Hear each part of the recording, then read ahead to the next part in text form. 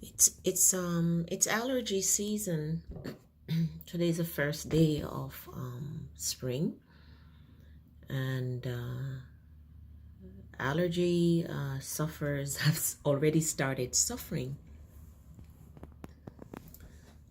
I want to share something with you because last year I started spending a lot of time in Georgia, and Georgia is known for um, high pollen and allergy issues. And I guess because I was new to the flowers and the plants with their pollen, I suffered a lot last year. I remember driving to church one day and I just could not breathe. I didn't know what was going on. I actually was scared because my chest was tight. I was very short of breath. I just could not breathe. I continued driving, and then on my way, I noticed that the trees were all blossoming. There was purple and white and pink and yellow.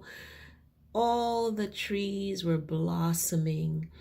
And then when I got home, I noticed all this yellow stuff all over my car and all over the furniture in the backyard. And I realized it was my oak tree that was blossoming, and all the pollen was just all over. And yes, I was inhaling all of that. My body was not used to it. Also, we have some old pine trees in the back which blossom all spring also. And certainly I was reacting to all of that new pollen. I did some research to see how I was going to deal with them. In Florida, I had a NAT practitioner whom I would go to whenever I had bouts of severe allergy reaction, but I didn't know of any NAT practitioner in the area where I was staying near Augusta. So I did quite a bit of research to see what I could do to help myself so that my spring and summer would be enjoyable and more bearable, because I love the outdoors and I didn't want to have to be inside all the time. So these are some of the things that I learned, implemented, and that helped me. And as spring went away and summer came along, the allergic reactions were significantly better. So I increased the amount of garlic in my diet. I cooked with a lot more garlic, and I would chop raw garlic and add it to my food and my salad. I did the same thing with onion.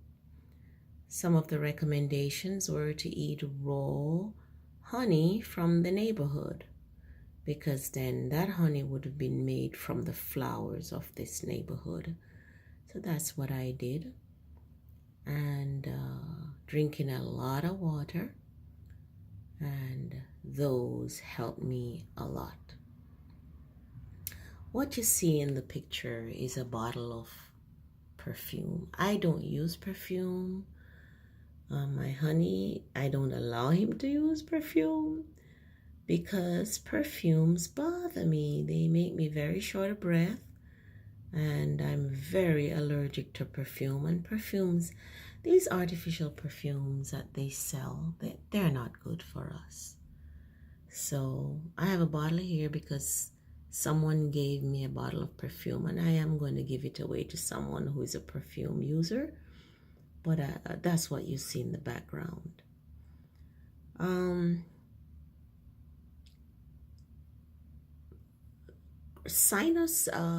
Folks who suffer from chronic sinusitis also have a hard time at this time of the year, because the pollen increase the mucus production and they get all clogged up and get sinusitis, inflammation and infection of the sinuses, headaches and fevers, just not feeling good.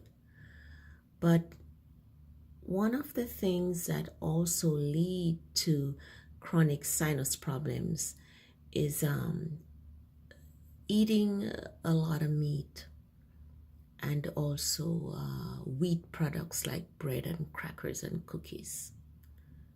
Wheat have gluten, which attract mucus and lead to sinusitis.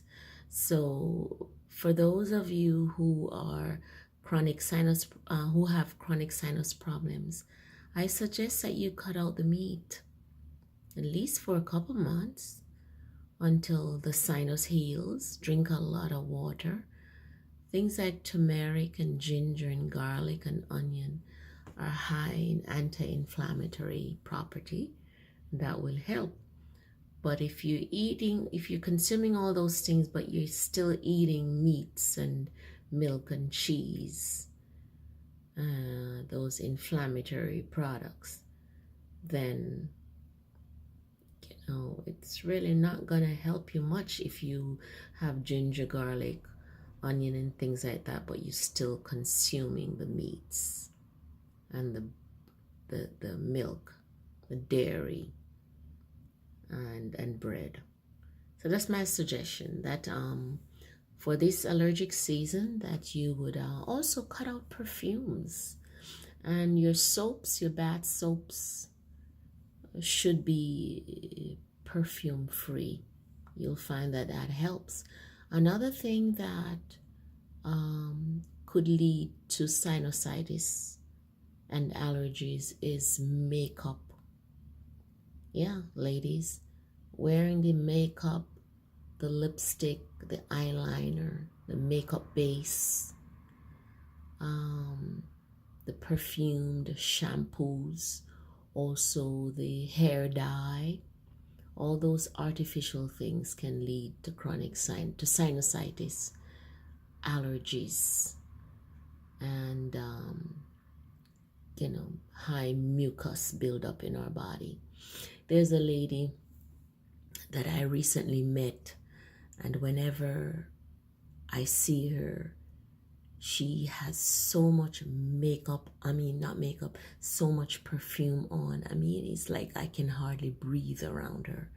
But this lady has chronic allergy problems to the point where a lot of times she can't even go to work because she's so congested and just doesn't feel well, and the headaches.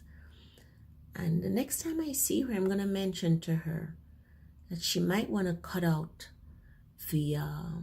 the perfumes and the makeup and those things, and see how her body will respond. I think it's a contributing factor. All right, so just wanted to pass those tips on to you. You gotta know your body and kind of see how your body responds, and eliminate things and see how your body will respond to those things, because it doesn't make sense if you're eating properly but you're putting toxins in your body like perfumes and makeup and bread and meats and milk products and those things and hair dye. All those things are poisons. It's not just food. Our skin is our largest organ, so anything we put on it goes right into our body, right into our bloodstream, through our skin, through our pores.